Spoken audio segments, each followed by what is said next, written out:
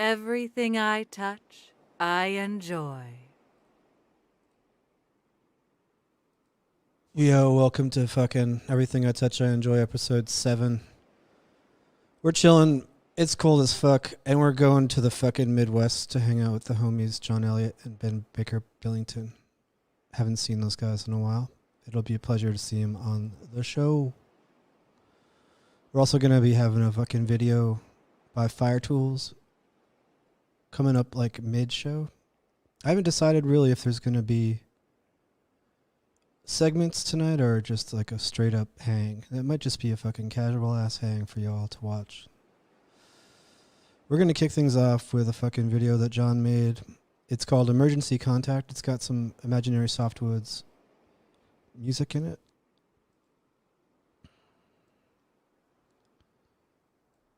As always, you can call up 401-256-1454 and chat with our guests. I had a game show lined up for Johnny, but I fucked up and I don't know if it's actually going to take place. But we'll see. It's chaos, and you never really do know what's going to happen next.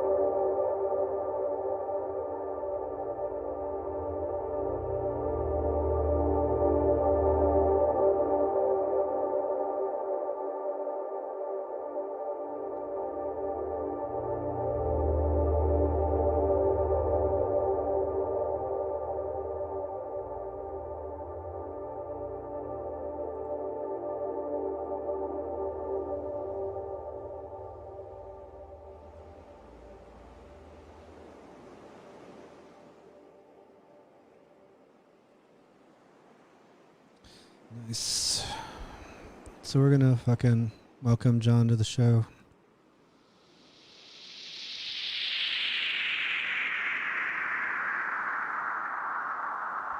Hello.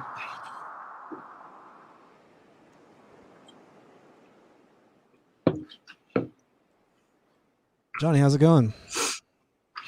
It's good. Hell yeah, dude. Can't Thanks for being on the complain. show. Nice. It's a So what's up with pleasure. that? What's up with that movie, man? It's about my dad.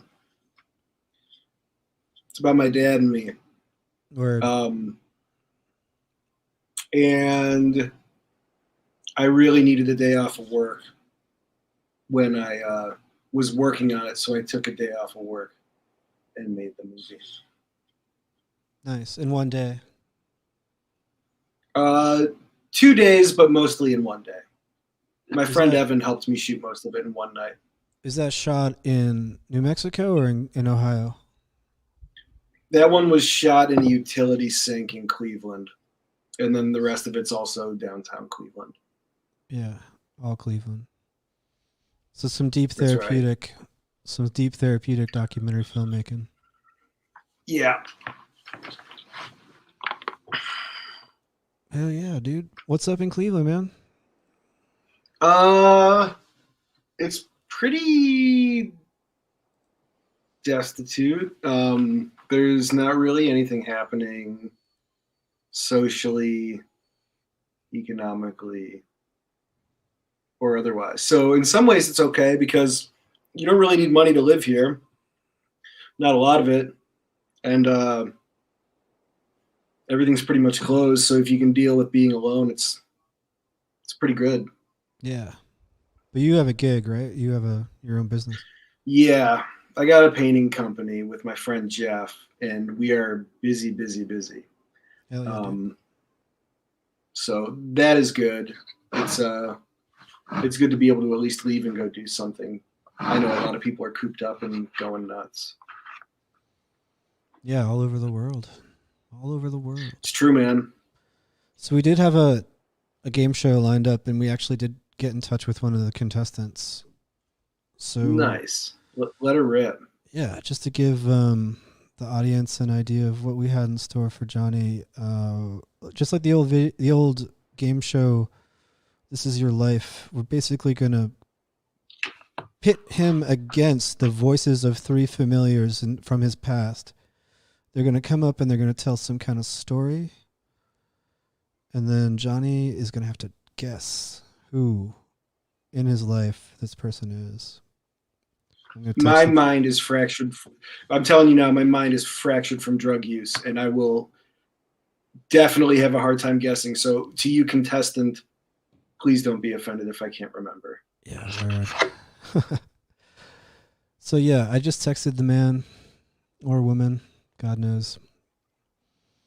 So You're making it too easy already. Yeah, I know. Such a pushover. Such a pushover. We gotta get little Jeremy back on the screen. Thank you, little Jeremy. Can you double up or triple up? Yeah, I could probably fill the screen with hundreds and hundreds of replications. That's sick. Yeah, it would probably take just a few moments. That reminds me of that fucking sick ass feedback video that was on all over the internet the other day of Newsmax. Oh, that Republican getting dubbed out. Yeah, that was so beautiful. That was incredible. Yeah, that was good stuff. I should have fucking downloaded that. Yeah, that's a good one. You could just loop that for 30 minutes for your next show. Oh. Alex Moscow. Oh, shush.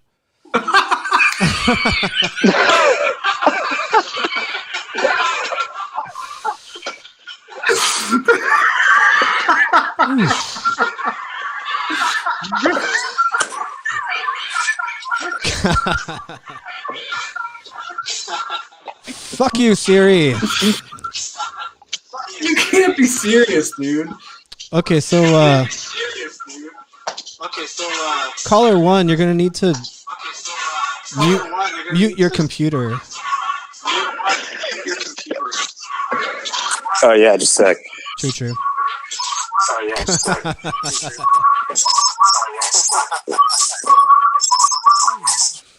Yeah. Just a good, All right, good demonstration. the dubs are over. Yeah. Okay, caller one. Caller one. Let's see if John can step up to the challenge of figuring out this fucking mystery. I had a hard time choosing a story, and I really felt like no matter what story I told, John would know right away. So I mean, Siri. Yeah. Anyway, so here's. So I'm going to open a can of worms right off the bat, and I thought I'd tell a story that also involves you, Jeremy. Oh, sick. Oh boy. John and myself were on tour, as John has been with many of his close associates.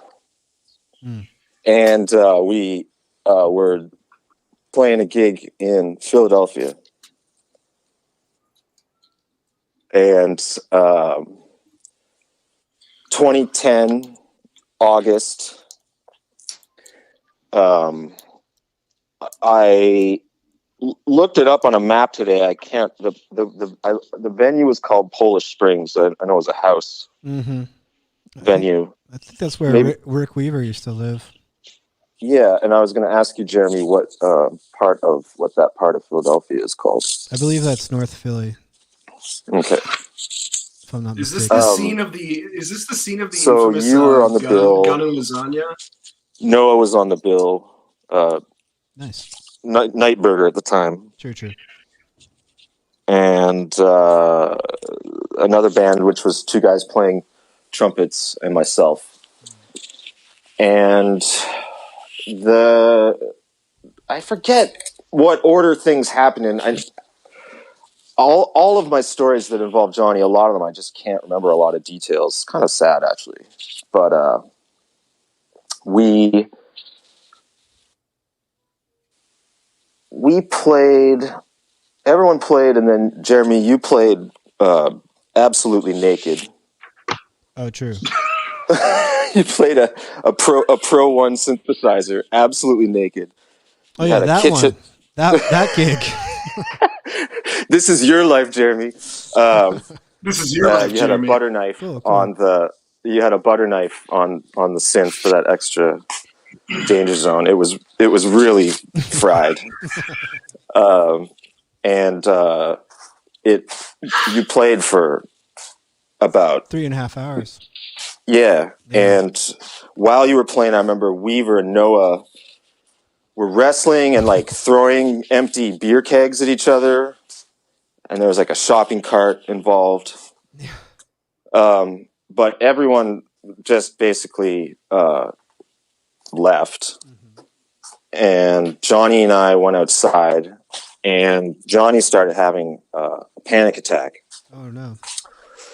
And I remember Maddock and Kate were there. Kate and I were trying to talk Johnny down. I had a beer from the store in a paper bag, so I gave Johnny a paper bag to hyperventilate into. But then Johnny disappeared, and didn't see him for a bit, and I just kind of was sitting there, and then I thought I should try and find Johnny. I'm a little worried about him. So I went out in the alley behind the house, and there, sort of slowly staggering towards me, was Johnny in his socks. And he was like, yeah, I lost my shoes. So he didn't know where his fucking shoes were. Brutal. And we decided we wanted to get going, but we had to wait and get the gear out of the basement, which we did eventually do. And we got the gear and we went and started loading it into the car. and we both noticed around the same time that in the car, which was when we parked it, was just kind of empty, or there were no other cars around. But for some reason, there was this other car that had parked right next to our car, and we looked inside, and there was a couple in the driver passenger seats, and the man in the couple behind the wheel was shooting up. It was pretty grim, and then we finished loading in the gear, and the guy was on the nod, and his girlfriend was just sitting there by herself crying. And Johnny and I got into the car and looked at each other, and I mean, I was virtually in tears. Johnny was keeping a brave face, but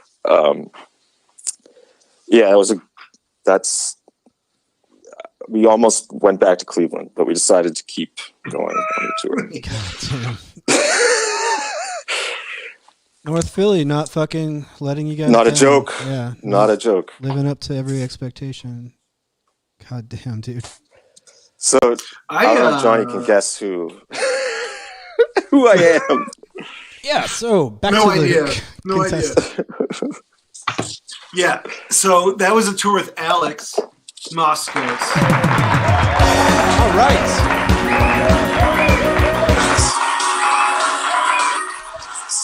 But if I'm not mistaken, that tour.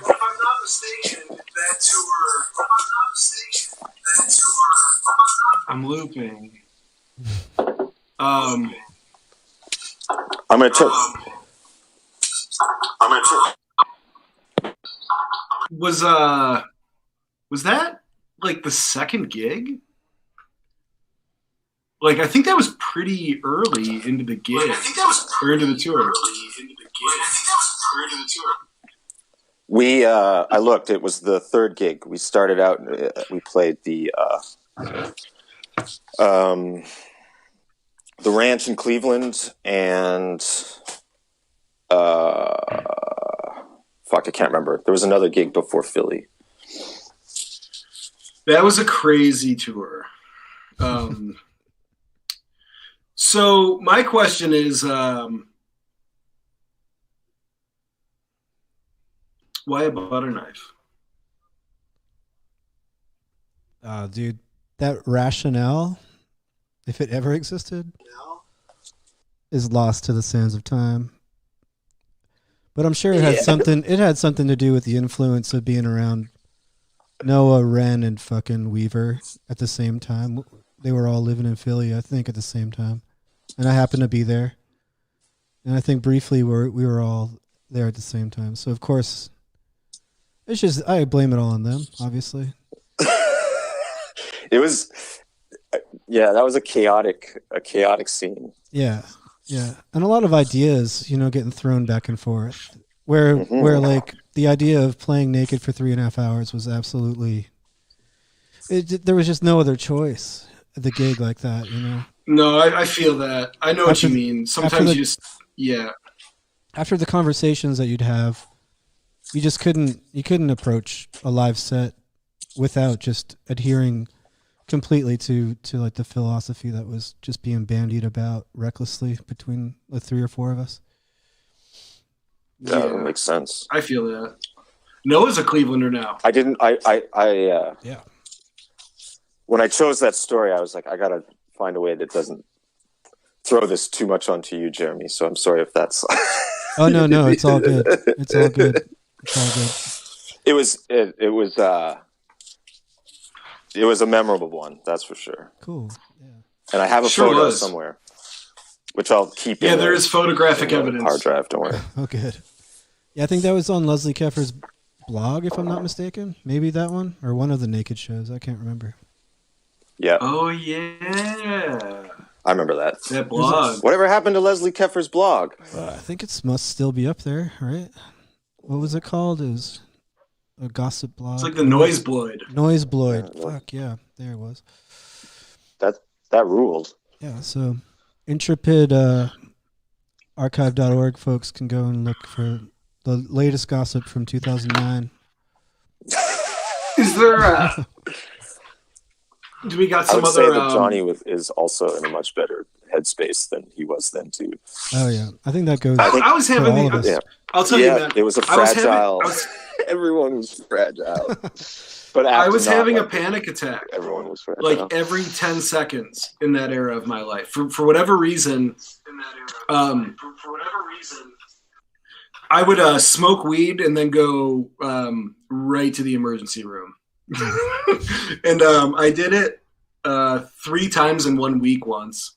And they were like, "Did you do any drugs?" And I was like, "I smoked a bunch of weed." And they're like, "It's the weed." And I was like, "Oh, it can't be. I've been smoking weed every day for 10 years or whatever." And then they were like, "No, like you should stop smoking weed." And so then it took me maybe 3 or 4 months to stop smoking weed. And then when I did, they still didn't go away because I got stuck in this feedback loop of being afraid of having the panic attack again. Oh, yeah. So I was always in fear of having a panic attack, which would cause panic attacks. And then, it was a really weird time. That went on for about a year. And then, I just started running, and then panic attacks all went away forever. Fuck yeah. Yeah, man. Running and jumping up and down, for sure. Well, hell yeah, that was a successful first round. Caller, I want to thank you. I want to thank you for calling in. Great to hear from you, buddy. Thanks for having me on. I appreciate it. Yeah, we got to get you back on sometime soon. I'd love to. Fantastic. Let's do that. All right, caller number 2, if you're out there, if you can hear us, you can go ahead and call in. In the meantime, Johnny, would you mind if I showed that other video you sent me? Oh, yeah, go ahead. Show it, man. Sweet. Unknown caller. Oops. No, let's just go ahead and just... Thank God it's an unknown caller this time. Yeah, I know. I deleted the contact. Caller, are you there? Yes, hello. Oh, excellent. Good to hear from you, caller number 2. Yeah. Yeah, and there's no way that he knows my voice. No, there's of course absolutely not. No way. What's up, dude? All right, well, I chosen the story, and then I was really bummed that my story that I was going to tell also had the themes of touring and panic attacks. So we could, I'm just going to stick with it, though. So This is a story about me and John traveling to New York, and so we were stoked. I think it was just the 2 of us, and we I already know. Got in the car, got ready, had everything loaded up. I think we were using a phone as our GPS. So John said, "Go ahead. I'll take us there. Just plug in the directions." So, I plugged in, like Brooklyn, New York, thinking, I'm going to fix this and make it the address of the schoolhouse where we were playing that night. So we're driving, probably, smoking down the whole way. And we start pulling into New York, making great time, and we're pulling in, and we're like, "Oh yeah, I totally recognize all this stuff. Oh yeah, this is that. We've got to be close." So we pull up to like the shadiest spot, and we're like, "Oh, this looks pretty weird, pretty strange." And we're like, this doesn't feel right. So with the whole drive, we actually just never plugged in anything. We were exactly where Google would say the middle of Brooklyn, New York is. So then we had to add another like hour and a half to our drive. That's not the end of the story though. So the panic attack part hasn't happened yet, obviously. So we're laughing it off. We finally get to the gig, and it's actually probably one of our best gigs that we ever had. I can't believe that Daniel Gottlieb there that night, I believe. And later that night, so we had this gig. We're partying.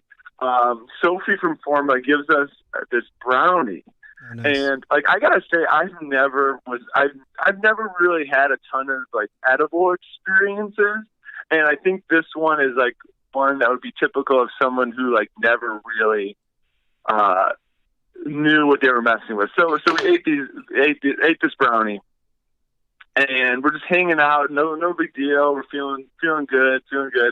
Then we get to after the gig, we go to Mike Pollard's house, and it's we're hanging. We probably watched some kind of movie and chilled out, and we get in.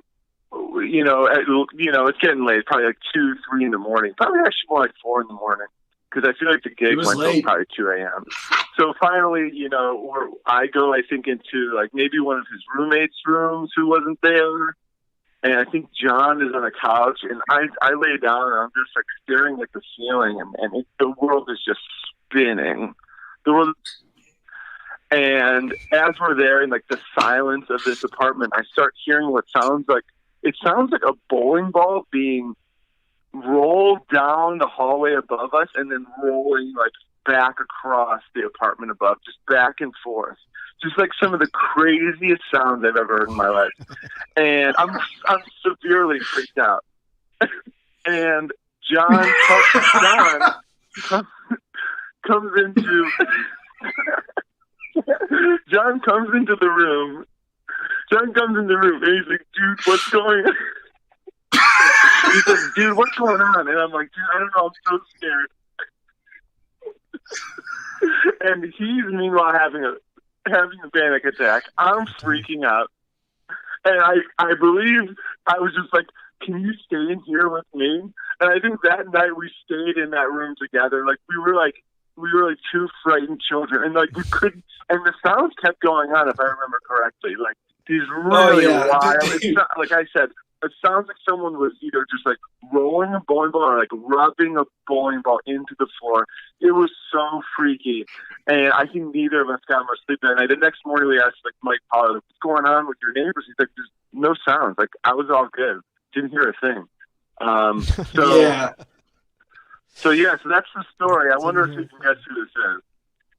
Yeah, dude, Sam, that was the missed gig.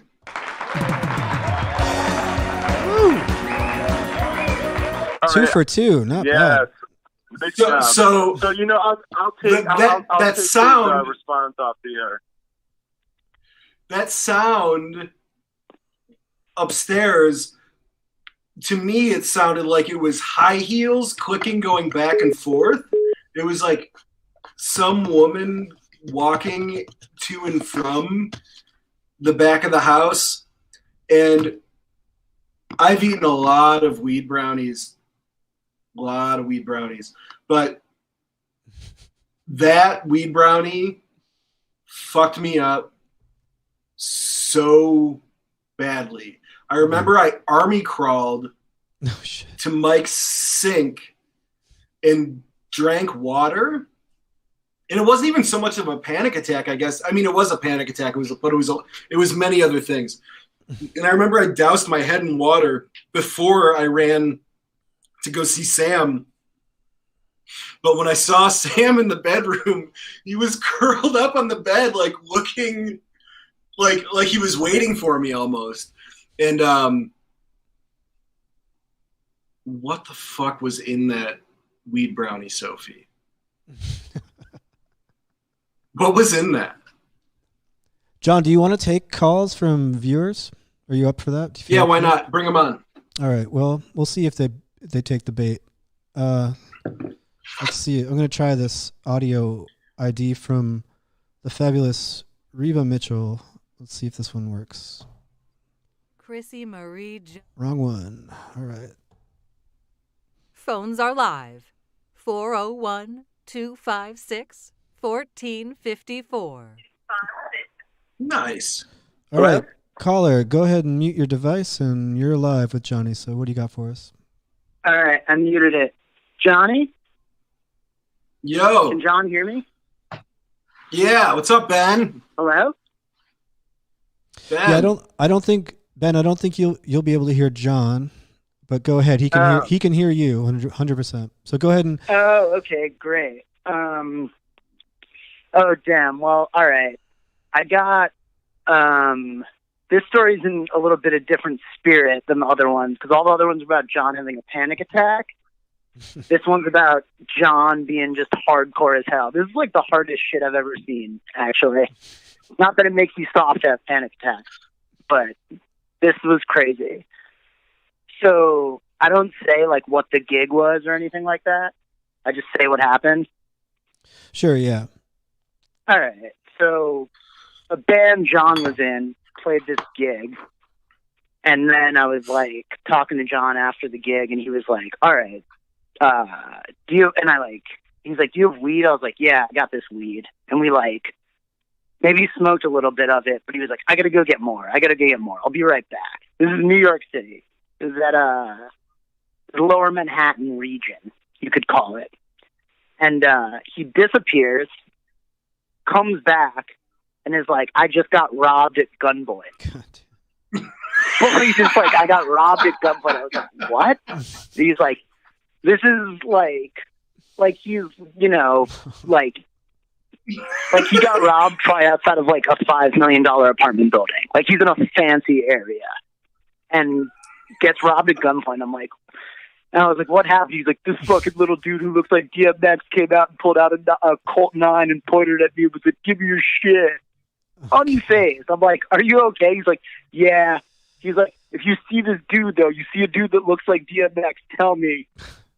Like, wanted to see him again to see if he could rob him, to get his money back or the weed. And then, yeah, he told me that he tried to buy weed off the dude, and instead the dude just robbed him. And John just seemed like basically just sort of angry. Still wanted his That's weed. it. Yeah. That's it. And then he was just like, "All right, cool. I'll see you later." I saw him later. I was like, "You ever find that guy?" He's like, "Nah, doesn't matter though." So like clicking high heels made him have a panic attack, but getting robbed at gunpoint, unfazed. Hell yeah! Thanks for the call, caller. No problem. At the time, it was like, at the time, I had a really shitty Android because it was the crossover period where iPhones were big, but I didn't know that, and I couldn't afford one. And so the guy actually took my phone too. So I always think about what that phone is worth now. It's probably worth like $3, but back then it was probably worth like $100. But it was weird because he was so much shorter than me. So it was weird because he like had this gun and he was kind of like pointing it up, and I was like, whoa. He took my phone. And he kept saying, like, he was like, "This just beans, bro. This is just beans. This just beans, brother." And I was like, okay. Yeah, sure. Good to know. Thank you. Beans. It's just beans. Giving you context for the crime. Yeah, and then the weirdest thing was he walked away. He didn't run away. He just walked off, and I was like, damn. Yeah. Does it maybe all the time or frequently. I think we're just gonna get Ben in on this. Yeah.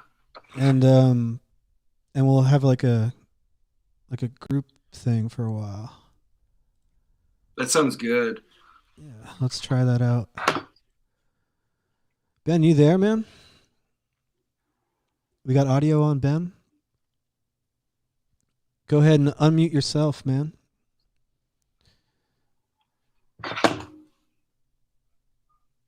Oh, yeah. I'll be back in one. Sick. Should work now, right? Yeah, we got you. Loud and clear. I'm stoned. I can't work technology right now.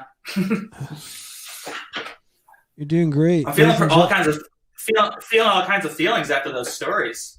Oh, those good. John stories. Your blood runs Those are cold. heavy as fuck. Yeah. I mean, the underground touring scene is not a fucking game, dude. I mean, kind of. I feel like, and I was trying to think back of like experiences that I've had that are similar, and I think we all have, like just like bandmates tweaking the fuck out on tour, just really struggling with reality, and I sort of, I was like, yeah, it feels so foreign to me now, after not playing shows for a while. but I know civilian life is pretty coddled. Maybe it's for our best, for a betterment, to take a break from the chaos. Yeah, I don't see anything wrong with it, really. Yeah, so callers, welcome, or viewers, welcome Ben to the show. Ben, how the fuck are you doing, man? I'm good. It's fucking like 8 degrees here. Nice. Super cold. I don't really leave the house. I wear this giant cozy thing every day, all day. It's like a blanket hoodie. It's like a bag that you hang out. Yeah, it's like it's it's really big. It goes down below my knees. It's like a big fucking like plush moo vibe. Is it purple? It's really nice. It's purple and it's like really soft and wonderful. And I just get stoned and sit on the couch in this thing and feel comfortable all day. It's pretty good. Are you wearing a fucking Can't headband? complain. Are you wearing a headband or is that a straight up hat? It's a hat with a pom-pom. It's a hat. Fuck yeah. Cleveland Browns, since we got our Cleveland connection here with your two guests. Nice. I'm from Cleveland too, Jeremy. I don't know if you knew that. No, I didn't know that you guys were from the same place. I assume that you were Chicago born and bred. No, I grew up in Cleveland, and I don't know if I met John. I don't think I met John until I was gone. But dude, if you're feeling it, riff on. Yeah, you were an East Sider. East Sider. I was buds with like Sam Goldberg in high school. I met Sam in high school. I got to see his band play like the high school rock off and shit. Rock off. Hell yeah. He rocked out. I was once in jail with do you remember the band Jaded Era? Sorta. They were a rock off band. I remember the name like on flyers and shit. Remember like yeah, so once I was getting out of the slammer and this dude was like air drumming. And he was like, I can't wait to get out of here and play my drums. And I was like, wow. And I was like, what band are you in? He was like, I'm in Jaded Era.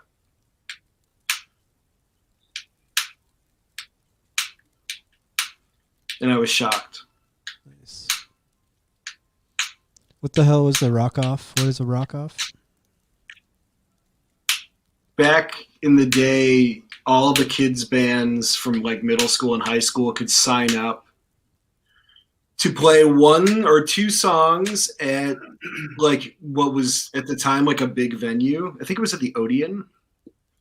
And so basically it was this amazing pyramid scheme to get kids to sell a shitload of tickets to be able to play at this huge venue. Yeah, hell yeah. And then whoever got the loudest applause won. Nice. I wish that's how all contests were. Like just like the loudest applause and you win. Just like sound. Yeah. Decibels. There was yeah, the rock off was so twisted. No, Sam's band. Yeah, that's the one. I was never like I could never get a good enough band together to be able to even enter. So I would just watch. Sam's band was called jealousy. Imperfect, I think. Imperfect. Yeah. But it was like capital I-M. Perfect, if I remember correctly. Oh yeah, I'm seeing that right now in the Twitch chats. I am perfect. I'm perfect. I had a band called Dinosaur Act. We were named after a Low song. That's chill. Going back to the And, high school days. We covered The Police. How bleak is that? Could be worse. Could be so much worse. I was in a screamo band with this dude, and I was always like 5 cycles behind cool bands, so I didn't know what was becoming cool. And he had discovered Saves the Day. And this one day he sat me down. He was the drummer of the band. And he was like, here's the deal. We're reformatting. We need to be a 5-piece band. This band is a 5-piece band, and showed me the cover of one of their CDs. And he was like, I'm writing all the songs. And we're going to be huge. Nice. And the new band name is Target the Stars. and I was just like, supreme confidence. I was just like, I'm out. Yeah. He has a jiu-jitsu studio now, and he reminds me of that dude Rex from Napoleon Dynamite. Oh yeah. Classic character. Mental Rolodex there for a second. So Target the Stars didn't work out. Damn. Target the Stars. Yo, callers. Were you like in punk bands back in high school, John? Was that like mostly your jam? Was like playing guitar in punk bands? Yeah, playing in punk bands, and then we were like, then it was like heavily screamo. Like once I found out about like Orchid and like Reversal of Man and all that, it was just sick. Yeah. I was playing a bunch of jam band shit in my parents' basement. Sam was in sick. In there pretty often, jamming. I actually just got recordings of a band we were in. We had a band called Dirty Television for a minute, and played the Grog a few times, I think. But it was totally like a techno jam band. Sick. Sam sort of ripped it. He was lead singer, lead guitar. Host was in that band too. Jeff Host. Yeah. Whoa! You guys should make a new album. I'm in. The recordings actually that I just got sent, they're like, it's like better than any band I've been in since then. It's actually like musicians like being good at their instruments and, you know, playing clean groovy shit. Hell yeah. Good stuff. Dirty Television. Look us up. Look out for the 2021 re-release. Nice. Phones are live. 401-256-1454. Yo, I think I'm gonna play Angel's video. Nice. So let's hang back for a sec and then wait. Oh shit! Here comes a call from Parma. Ooh. Coming back. Who's in Parma? Parma, Ohio. You're live. Hello. Nine Shocks. I'm actually not in Parma. Oh, word. I'm not sure why it's saying it's Parma. So, John, Ben, it's me, Rob. I'm Rob. calling from my apartment. Nice. Could you go ahead and turn your computer down just a bit? There's a bit of a feedback loop going. How's that? Perfect. Excellent. So I just wanted to throw in my own John story really quickly. It's one that's near and dear to my heart. It's very wholesome. It involves no freakouts. We used to have the Champagne Fest in Cleveland, and now that's Class. Once upon a time.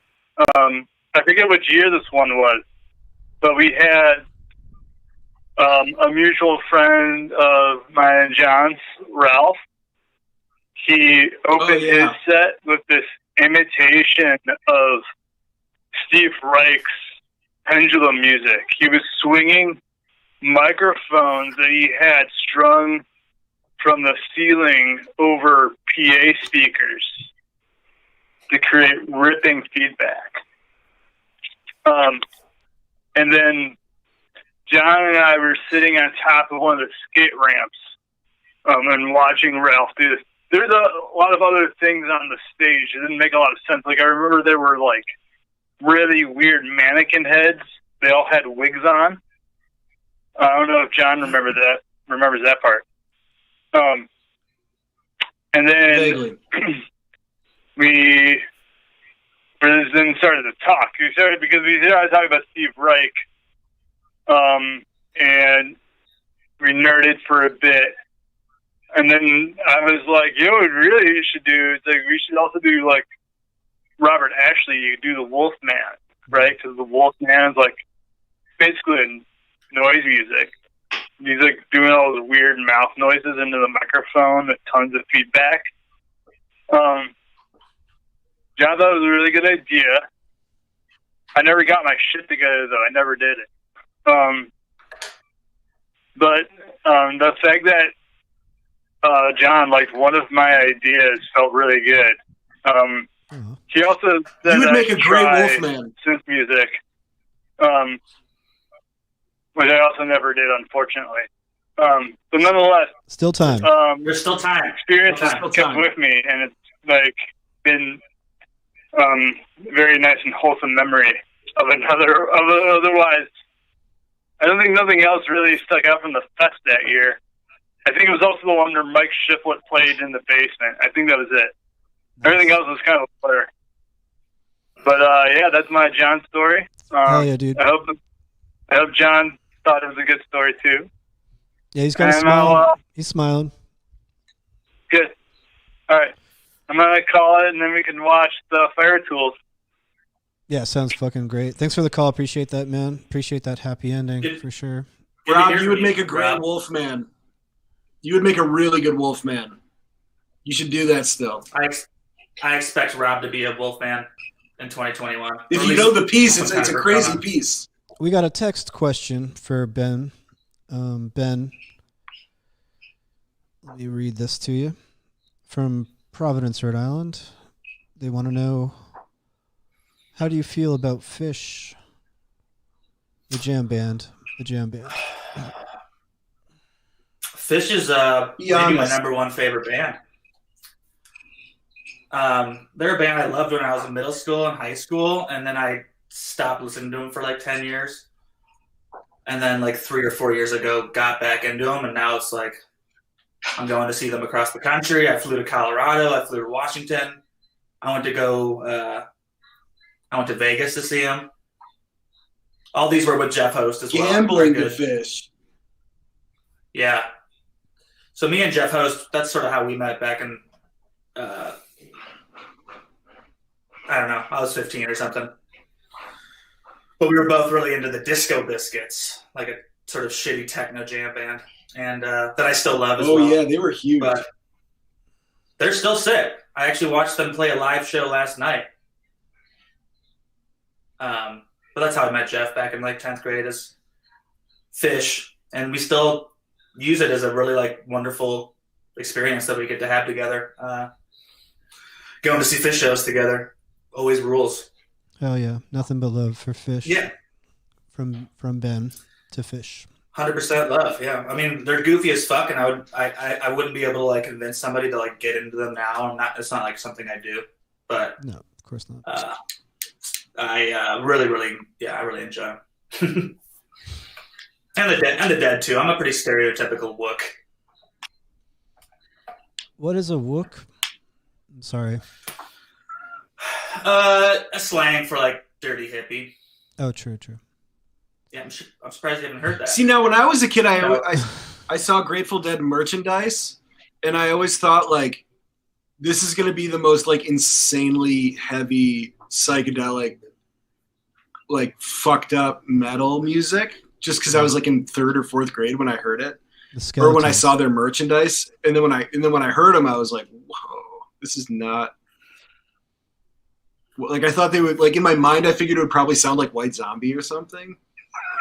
But so we got another text question. This one's for John. It says, John, tell the Lansing Noise Fest van crash story.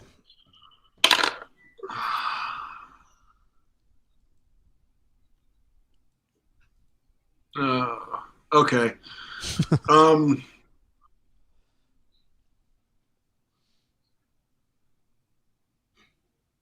I don't know if I should.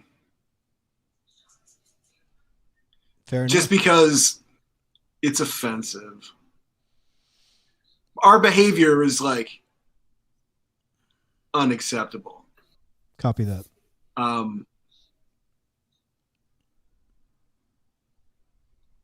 if you see me in person and you want to know the Lansing car crash story, the van crash, we totaled a fucking van with 9 people and got away with it. But that's all I'll say. All right, we're gonna go. And we hit like a lot of weed. We're gonna switch over to Fire Tools now. Please enjoy this video.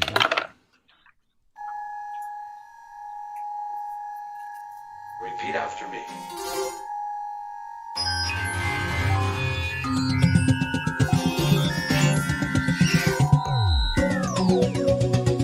Be still.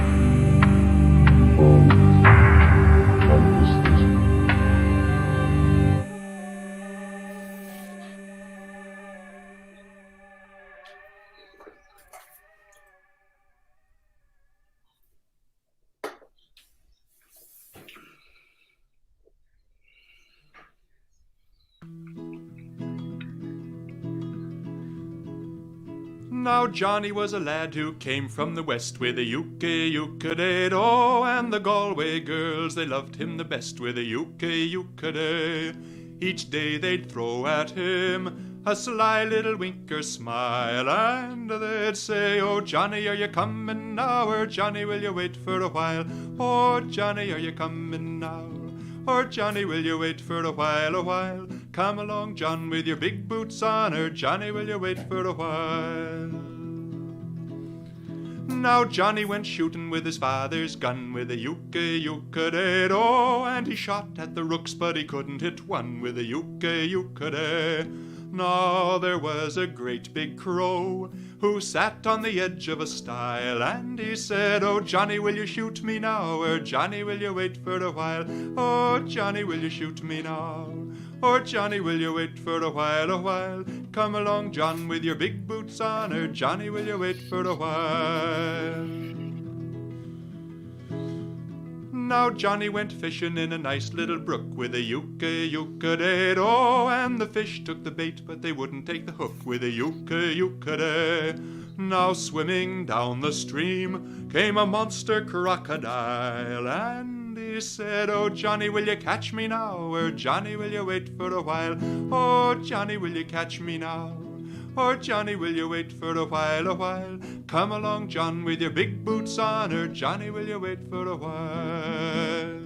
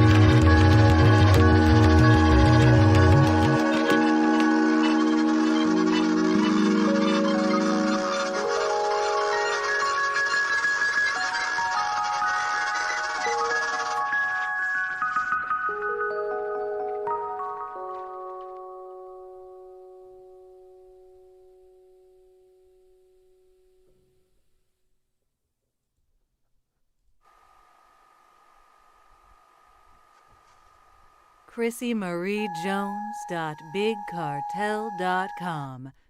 Fall in love with lust.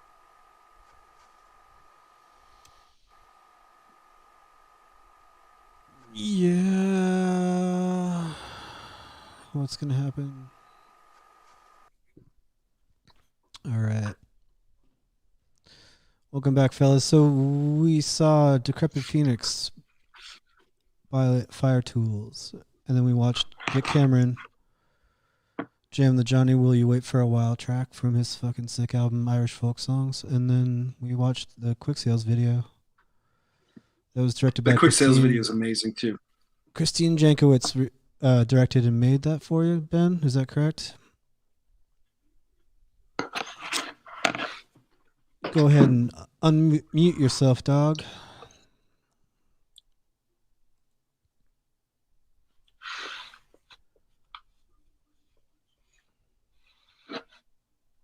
My internet's garbage. I keep on getting kicked off, and then it fucks with my settings, whatever. Sweet. So that video Yeah, is... that was Christine Awesome. Jankowitz. She's a bud from up here in Chicago, and she does really wonderful video synth work. That's not necessarily up to date, but it's still sick, and I'm glad everybody got a chance to fucking all watch it together just now. What's up to date for you, man? What are you cruising on right now? Not much, man. Land pretty low, working. Playing a lot of music, not necessarily creating much, but Andrew Young and I have a new band. Andrew's the bass player from Tiger Hatchery. Word. We have a new band called Whisker, and it's me on modular and him on upright bass improvising. And we have a record. We just recorded a record, and it's coming out really soon. We got a Tiger Hatchery video live at VOV that we'll probably end tonight's program with, I imagine. Cool. But yeah, that sounds good, man. You're playing the drums in that. Am I mistaken? Did I hear that correctly? I'm playing this custom synth thing that a friend built for me. Word.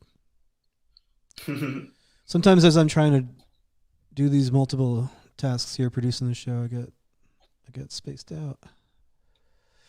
We did get another text question in the holiday theme for both of you. What is your idea of a perfect Valentine's Day date? Ben, why don't you go first? Perfect Valentine's Day date? Yeah. Man. Maybe to get some Ethiopian food.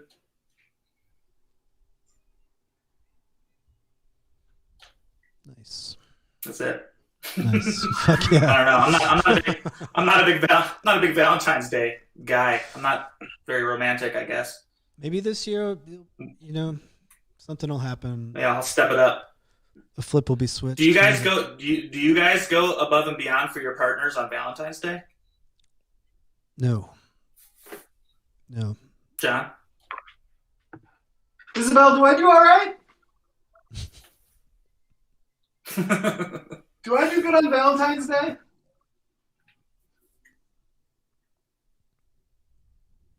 I don't know. I like to do the same thing over and over. Mm. So I think I like maybe not the same meal, but having a tradition or something like that. We usually, I can't remember anything from before the pandemic now. So I guess, we saw Honey Boy last year. That, who's that kid? The Even Stevens kid. He's probably canceled by now. What's his name? Shia LaBeouf. Oh, fuck. He had a movie called he had a movie called Honey Boy. It was rowdy. It was a pretty good movie. I had a dream he was in, and I knocked him down a flight of stairs. Whoa. Yeah. Have you ever actually knocked anybody down a flight of stairs, Jeremy? No, I'm not a violent person at all. I've never struck. I don't buy that shit. Dude, I've never struck another human being except once. But it was in a mosh pit. Yeah, neither have I. No, I'm a peaceful dude. And I think of myself as a bruiser, but it's not true. Do you really? That's cool. Yeah, I think of myself as like a real tough customer. Like I walk down the street and I'm just like, if Glenn Danzig was here, I would spit in his face. I could take anybody on. He seems really soft. Yeah, but I mean, yeah, so am I, it turns out. Yeah. Same. Everybody's probably soft. Yeah. Everyone's got their Achilles heel.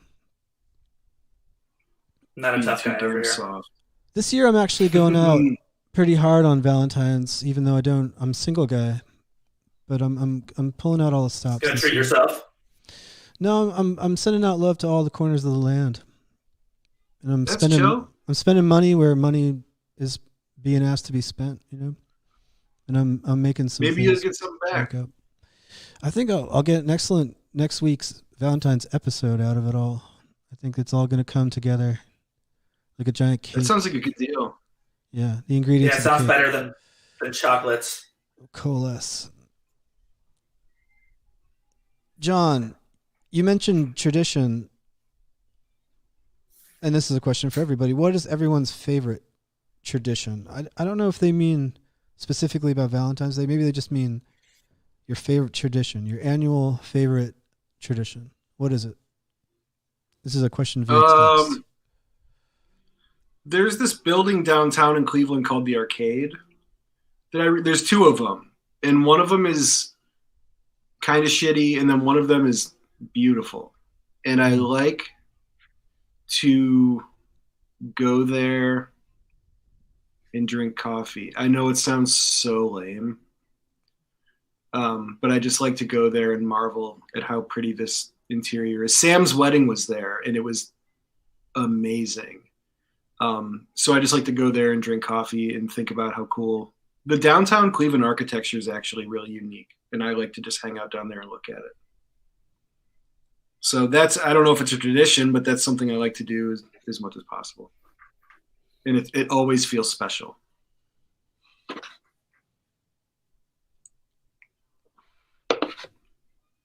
Ben, you want to go next? I'm trying to think of a tradition that I care about. I mean, at this point, the only tradition that I can sort of count on is like seeing my family in Cleveland, and that's usually based around a holiday. And while I don't, celebrate Thanksgiving or Christmas, I like being in town for those times and seeing friends and catching up. Usually get to see a show or play a show. I don't know. I'm not really big on the traditional holidays like New Year's or yeah. New Year's is easily my least favorite holiday of all of them. I cannot stand New Year's Eve. I just hide every year. Mm-hmm.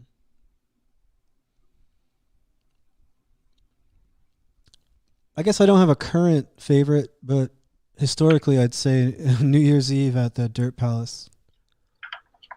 I think from 2001 till maybe, I don't know, 6 or 7 years in a row. It was just a wonderful tradition for me. I loved to party there with the people of Olneyville. That was a long time ago. I miss Providence. Yeah, me too.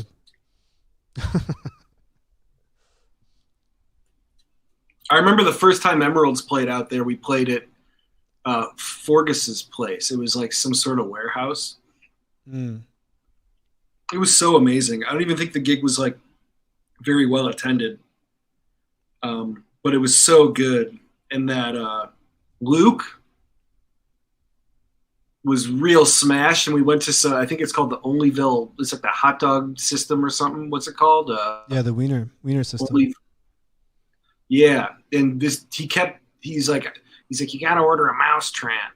He's like, the mouse tramp is so good. And a mousetrap is just a grilled cheese, I found out. Yeah, totally. This dude is so hammered. His hand was stuck in the mousetrap. Like, I don't know how, like, he ended up with his fucking hand inside the grilled cheese. It was insane. But that was cool. That I like the way they push the food out the window and they're just like, get out of here. Yeah, and, get the fuck out of here. There's like a police car across the street just chilling.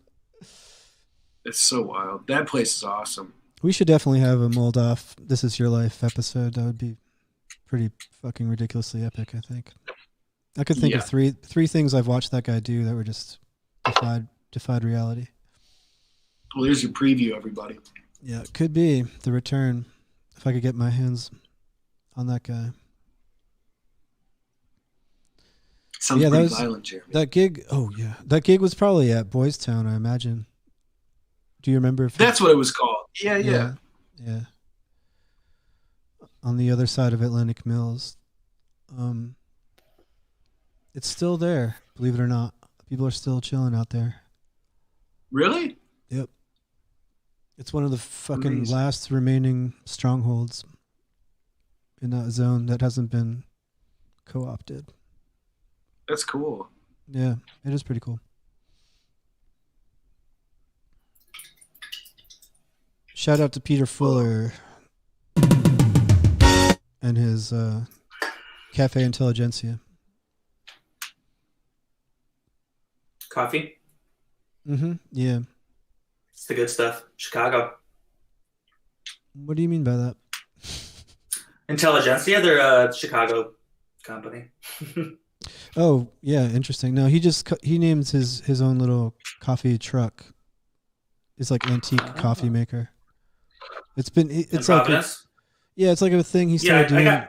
He lived at Fort Thunder and like did it there and just traditionally does the coffee thing at shows. Yeah, I've pulled shots. I've pulled shots from that guy a few times. Where? There you go. Yeah, good. Yeah. Was Forcefield from Providence? Yeah, Forcefield was Providence back in the day, for sure. Amazing band.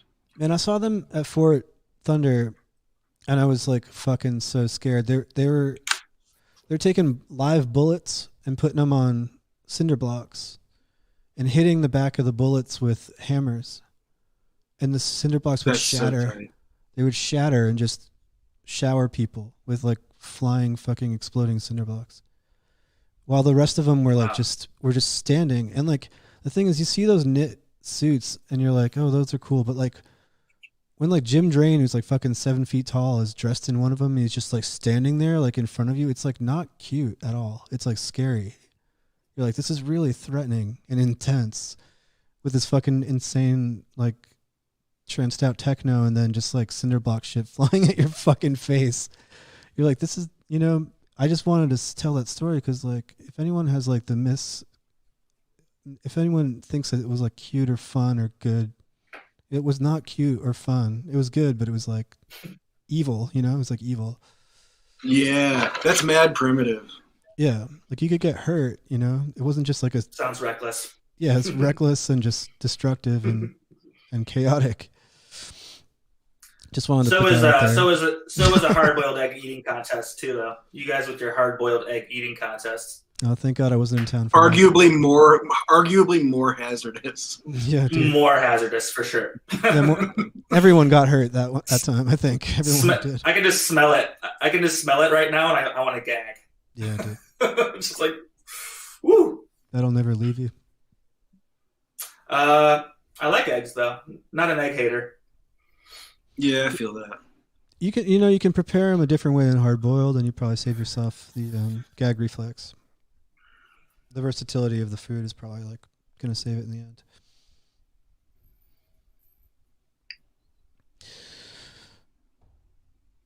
Phones are live. 401 yeah, we got any callers? 256 1454.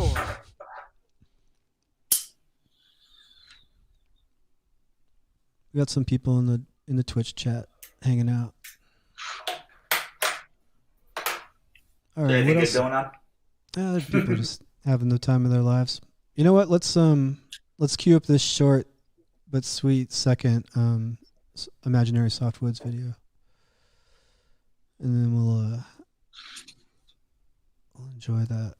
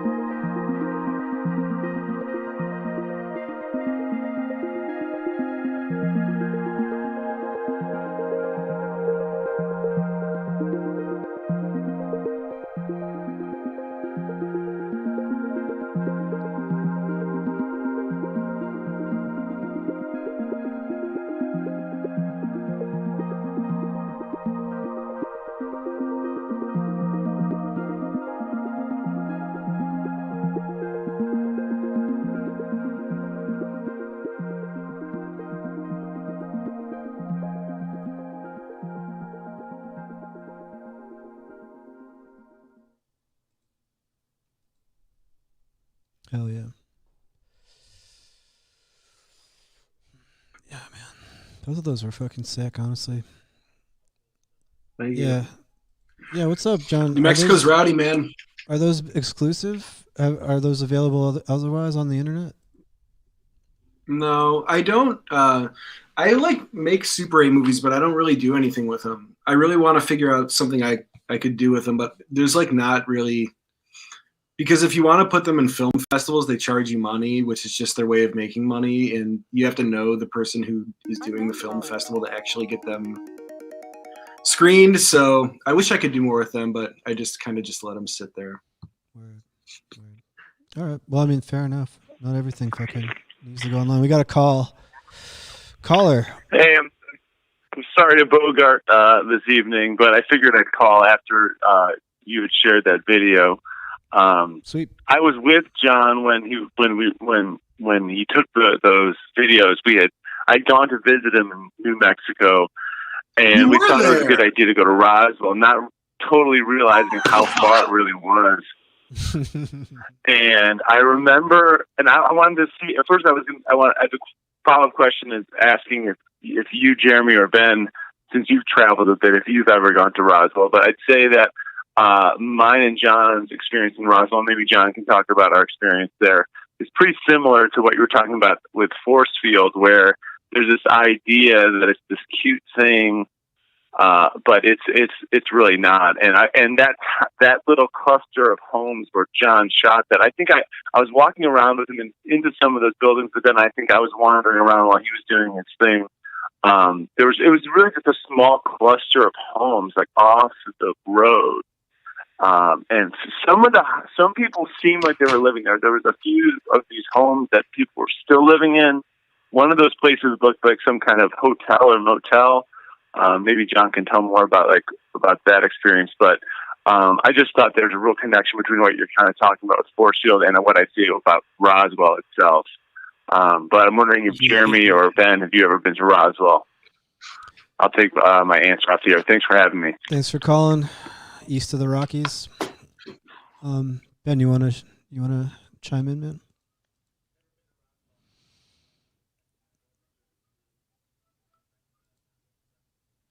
Yeah, man. It's like I've always traveled under the context of touring, and it was like I always loved to do that, and it was a mode that I was happy with.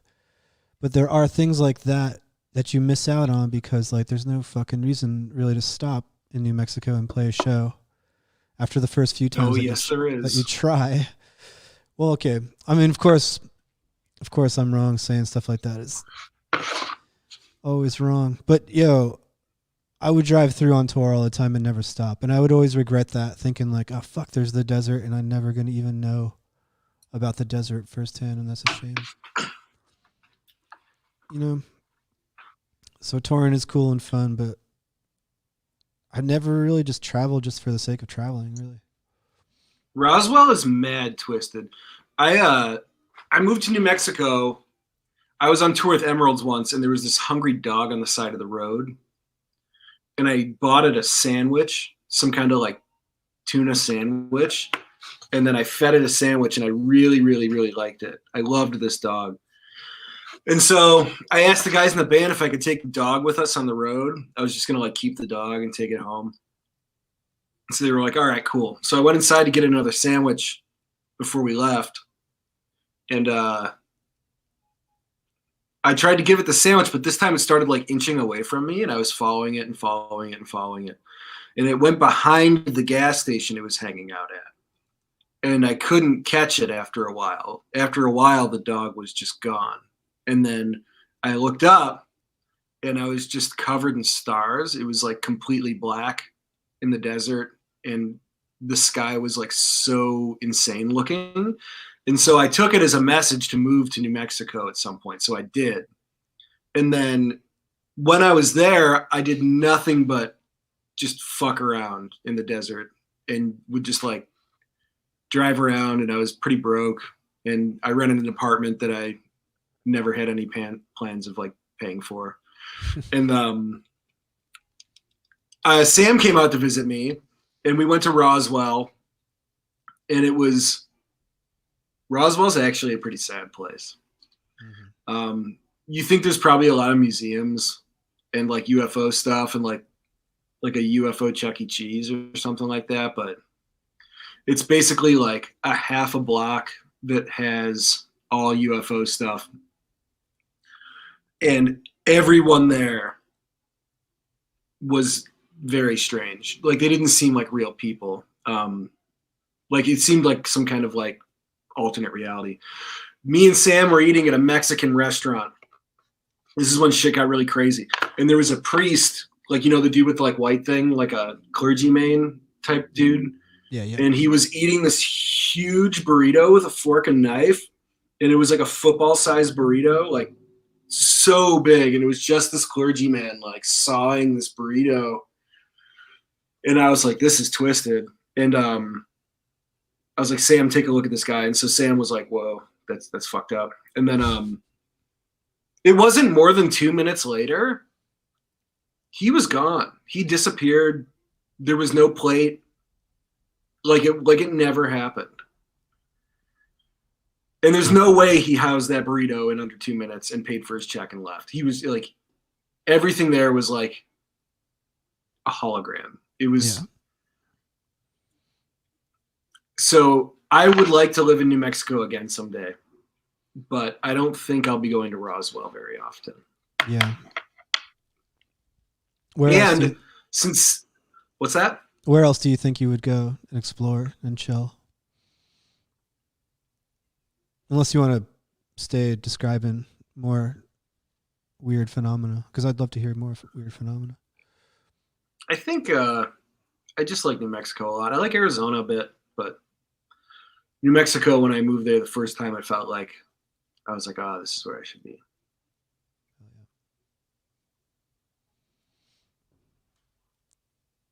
We got a question. What about you, Ben? We got a question for Ben via text. Archer Beach House and the Rectum, are they still alive in Chicago? Obviously, COVID fucked that up, but ... What's the underground scene, though dormant, looking like, man? Do you think it'll rise again?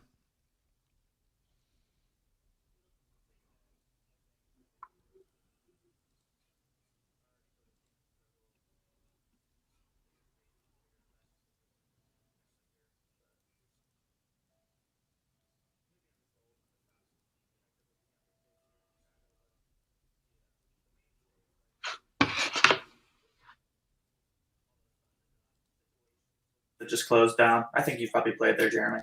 Hey Ben, I'm sorry to do this to you, man, but do you think you could start over? You were actually, for some reason, there was some technical glitch.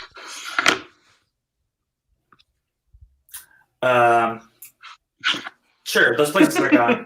In a nutshell. Sorry, man. Sorry, dude. I'm not gonna rant. I'm not gonna go through my rant again. I'm just stoned and ranting. I don't know what the fuck's gonna be. What it's gonna be like after this. I don't know. I mean, True. It's gonna be really weird for a minute. I think. I don't think we're all gonna like pile into basements anytime soon. Are these places emptying out now? Like, are they disappearing and just won't exist, say, a year from now? Or do you think they'll continue to be occupied and then maybe resume like their former glory? It all just sort of ebbs and flows. There's new spots every year or two, and spots close down. That's part of the city culture there. Yeah, for sure. Yes.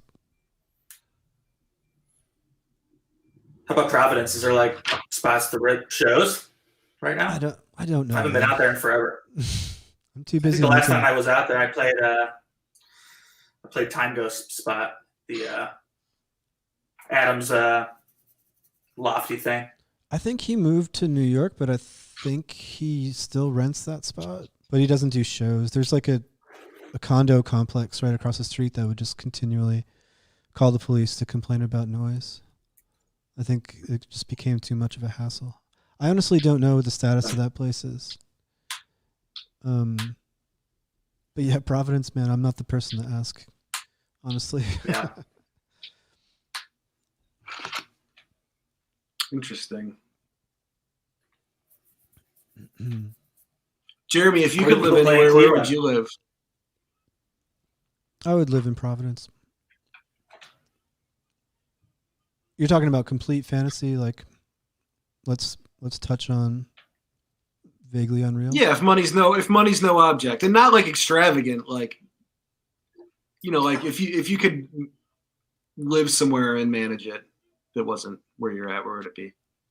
Probably just chill in like that zone in southern France and northwestern Italy, like on the border of those two countries. Nice. That's where I would spend the remainder of my life, I think, if given a choice. That sounds mellow. Yeah, I'm like a waking Ned Divine type of zone. I think I'm a mellow guy at heart, man. I just want to chill in Marseille or whatever. What about you, Ben? I don't think about things like that. I don't think about like wishes or dream scenarios. I don't know why. I'm just like, really? Not much of a dreamer. I have a job in Providence, so I'm happy where I am and I'm feeling good about the way things are going. And that's not a dreamy fantasy at all. It's the opposite. But I feel pretty content about my situation, so. Me too. I mean, I think I'll have to leave at some point. I don't know if I'll be here forever. My partner used to live in Colorado, and she sort of wants to go back. I might follow her there. Yeah. Some mountain. See, that's mellow, man. That's so mellow, especially that part of northern New Mexico that kind of turns into like Colorado. Yeah. It just looks so crazy up there. Whole is beautiful. It's so gorgeous. It'll be really mellow though. My life in Chicago is like pretty, city style. I'm pretty busy and going to lots of shows still. And oh yeah, I think going to a town like that, it'll be a complete, transformation, probably in a good way.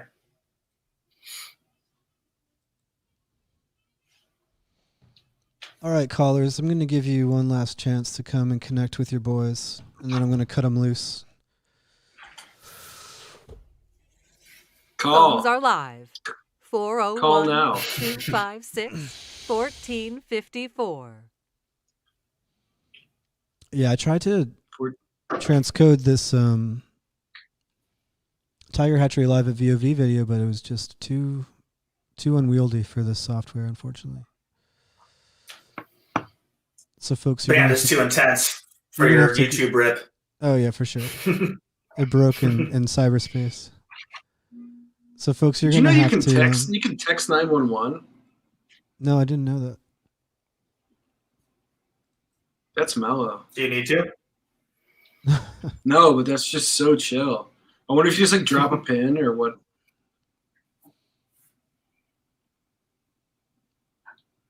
Is texting easier than calling? I think maybe you gotta text when you can't speak, when you don't want to be heard. Yeah. I was thinking about how fucked up the facial recognition thing is on the iPhone. I have like an iPhone 5 or 6 or something, so it doesn't matter for me. But there's the iPhone it has to like see your face to open. Face recognition. So like, what if you software.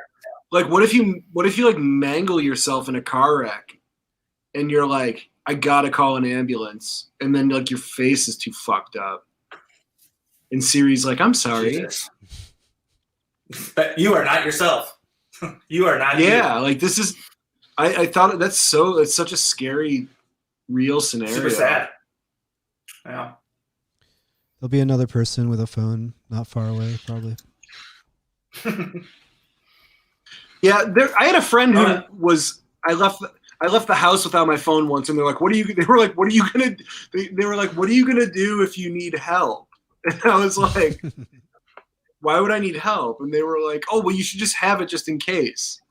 And I've thought about that ever since, and I'm kind of like, yeah, I should always have a way to communicate. But I was like, I don't know, I'll just do what I did in the '90s, just like scream for help, just like yell help. That's like what people used to do, right? Yeah, or just get in trouble and deal with it.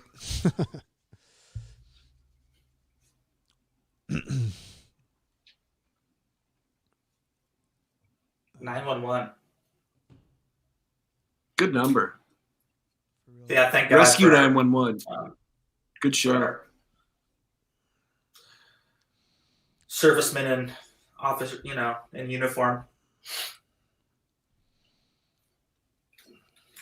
Yeah, man, I've really enjoyed this super mellow and casual hang format. Me too, man. I hope you guys had a good. I hope you guys had a good fucking time. So good to talk to both of y'all.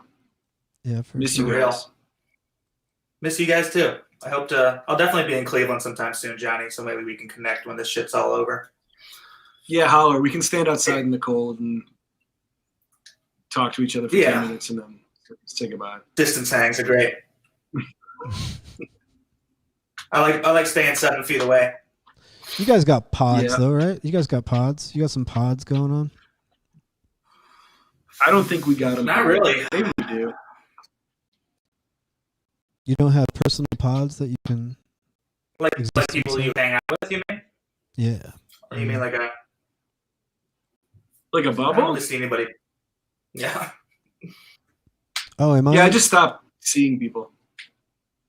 Yeah, 100%. I mean, I work at a performance like arts venue, and I film and record bands maybe once or twice a week. But that's. Oh yeah, Ben, why don't you plug that, man, if you want to?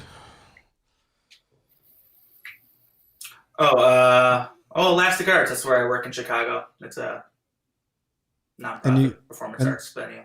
You guys are doing live streams all the time. We're doing a handful. We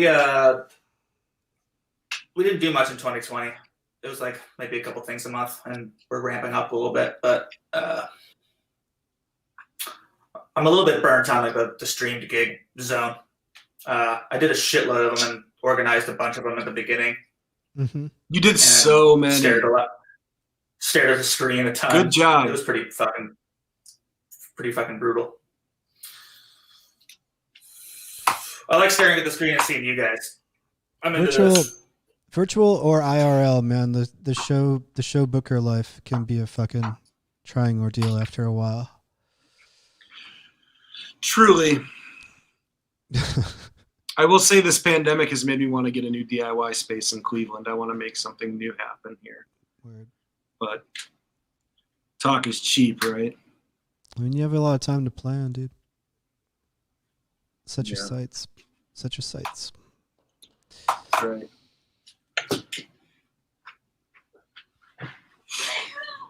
All right, fellas, I'm going to cut you loose.